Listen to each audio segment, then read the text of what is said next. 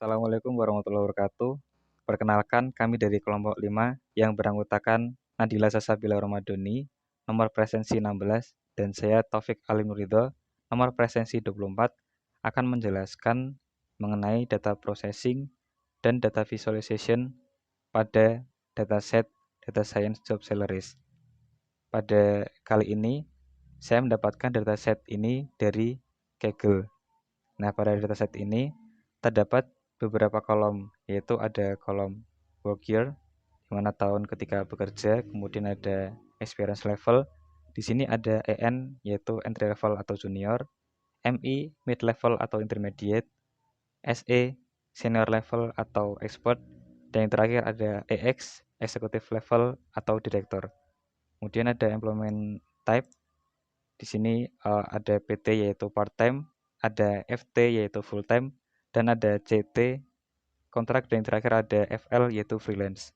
Kemudian ada job title yaitu nama pekerjaan, ada salary yaitu gaji, kemudian ada salary currency atau gaji dengan mata uang tertentu, kemudian ada salary in USD yaitu mata uang ketika dikonversi menjadi US dollar, kemudian ada employee residence di mana merupakan tempat tinggal atau domisili dari pegawai itu atau pekerja. Kemudian ada remote ratio.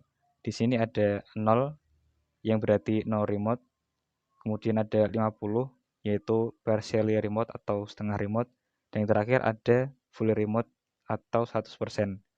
Kemudian ada company location yaitu merupakan negara di mana perusahaan itu berada.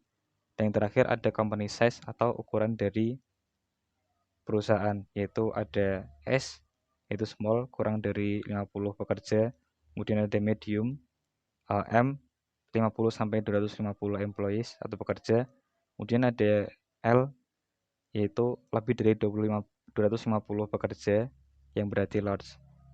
Kemudian selanjutnya kita akan masuk ke business problem. Di sini kita ingin mengetahui dan memahami pengalaman kerja pada pekerjaan data science, tipe pekerja, ukuran perusahaan, pekerja data science yang ada di seluruh dunia, mata uang yang digunakan, domisili pekerja, lokasi perusahaan, rata-rata gaji pekerja berdasarkan pekerjaan, kemudian rata-rata gaji ukuran perusahaan, kemudian yang terakhir ada rata-rata gaji berdasarkan lokasi perusahaan. Kemudian selanjutnya kita akan melakukan data profiling.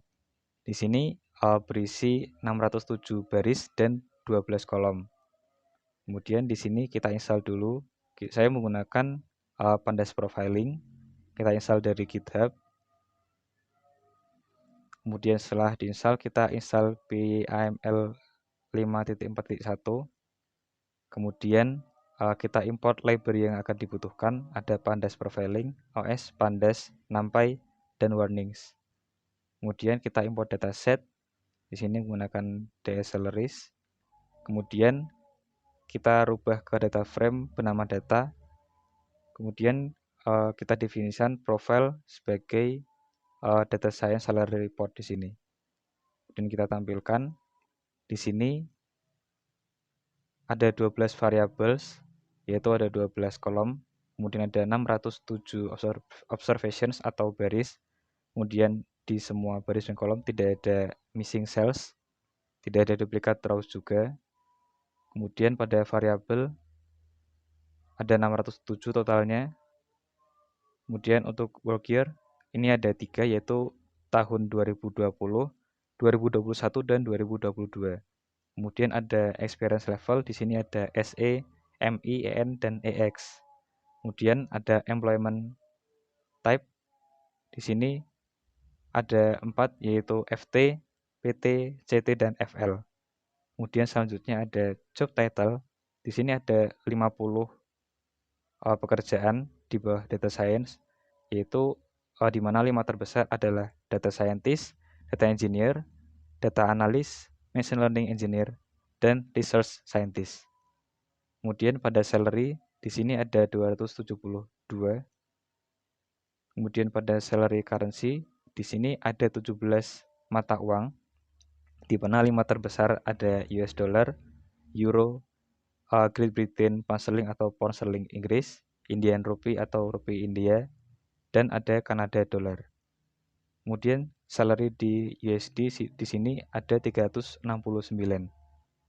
Kemudian untuk employee residence di sini ada 57 negara, di mana 5 negara terbesar itu ada di US atau Amerika Serikat, Great Britain atau Inggris, IN atau India, CA Kanada, dan DE Jerman.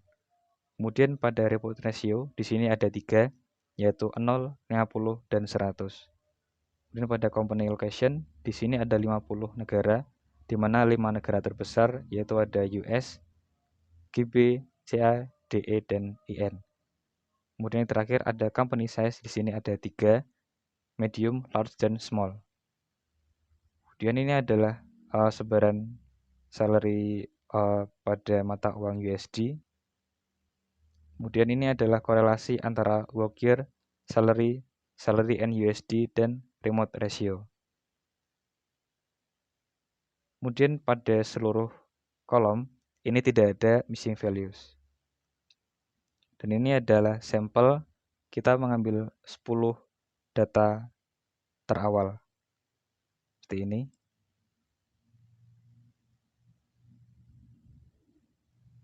Kemudian kita juga menampilkan 10 data terakhir.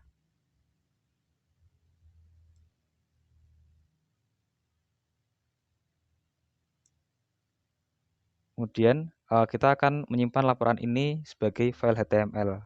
Seperti ini sintaksnya. Kemudian ini kita simpan juga sebagai file JSON. Kemudian kita masuk ke data processing. Di sini kita import library untuk plotting. Di sini kita menggunakan plotly.express. Kemudian kita tampilkan 5 data awalnya. Seperti ini. Kemudian kita ingin mengubah kolom yang tidak ada namanya ini. Kita ubah dengan nama number. Kemudian kita tampilkan dan sudah berubah. Kemudian kita ingin mengetahui kolom-kolom yang ada pada data frame data ini.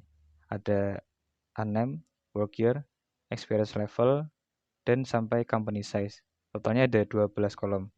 Kemudian kita akan mengganti singkatan pada kolom experience level, di mana ada MI, kita ganti menjadi mid level atau intermediate. Kemudian ada EN, kita ganti menjadi entry level atau junior.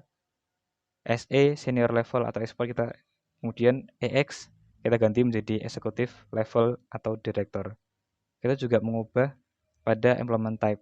Di sini FT kita rubah menjadi full time, PT kita rubah menjadi part time, CT kita rubah menjadi kontrak, dan FL kita rubah menjadi freelance. Kemudian pada remote ratio juga kita ubah, yang semula 0 kita rubah menjadi no remote, 50 kita rubah menjadi partially remote, dan yang terakhir 100 kita rubah menjadi fully remote.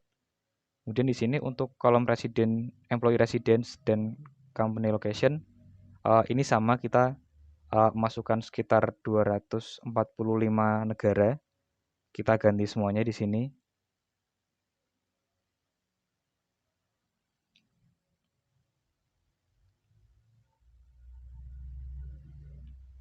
Company location juga sama, kita rubah seperti employee residence.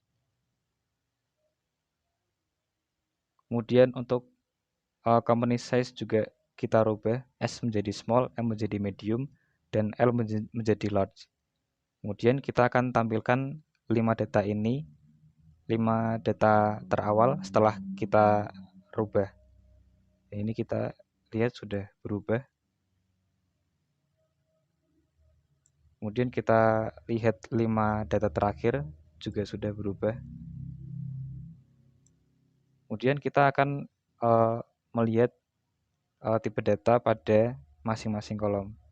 Di sini ada kolom yang pertama, name, work year, salary, dan juga salary and USD yang bertipe data integer. Kemudian kita ingin mengetahui deskripsi dari data ini. Seperti ini. Kemudian kita cek apakah ada data yang 0. Dan di sini tidak ada data yang 0. Kemudian data shape ini kita gunakan untuk mengetahui berapa jumlah baris dan kolom pada data ini. Sini ada 607 baris dan 12 kolom. Kemudian di sini experience level kita lihat didominasi oleh mid level atau intermediate jumlah 280. Kemudian employment type di sini sangat didominasi oleh full time yaitu 96,9%. Kemudian company size didominasi oleh large yaitu ada 326. Kemudian job title di sini paling banyak yaitu adalah data scientist. Kemudian salary currency di sini paling banyak menggunakan mata uang euro berjumlah 398 data. Kemudian employee residence di sini paling banyak terdapat pekerja itu tinggal di Jerman. Kemudian pada company location juga sama, paling banyak terdapat di Jerman. Kemudian rata-rata gaji berdasarkan job title di sini paling tinggi adalah Machine Learning Engineer pada tahun 2021. Ini datanya. Kemudian rata-rata gaji berdasarkan ukuran perusahaan, di mana memang sewajarnya semakin besar perusahaan maka gaji yang diberikan akan semakin besar. Kemudian rata-rata gaji berdasarkan lokasi dari negara, lokasi dari perusahaan. Di sini ada Jepang pada tahun 2021 dan cukup sekian dari data processing kelompok 5. Selanjutnya akan dilanjutkan ke visualisasi dashboard menggunakan Google Data Studio. Halo, saya Nadila. Di sini saya akan melanjutkan penjelasan mengenai visualisasi analisis dataset salary. Pertama-tama, pada bagian job analysis, terdapat grafik yang menunjukkan banyaknya jumlah pegawai berdasarkan job title-nya pada tiap tahunnya. Yang terlihat jelas di sini ada peningkatan yang cukup signifikan untuk job sebagai data engineer. Lalu di sini dari 607 pegawai terbagi menjadi beberapa tipe pegawai, antara lainnya ada 588 pegawai full-time, 10 pegawai part-time, 4 pegawai freelance, dan 5 pegawai kontrak.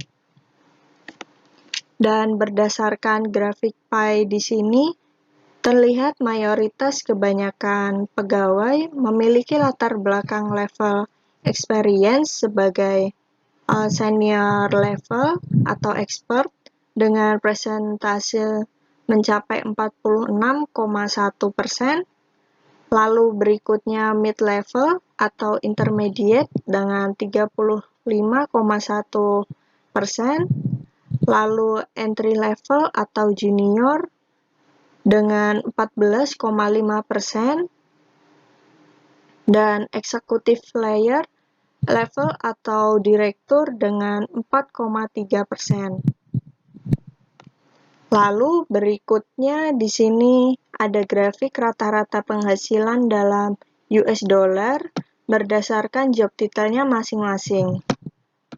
Untuk data analytic lead, penghasilannya mencapai $405.000, lalu untuk principal data engineer mencapai $328.000, selanjutnya financial data analyst mencapai $275.000, principal data scientist mencapai $215.000, director of data science mencapai $190.000,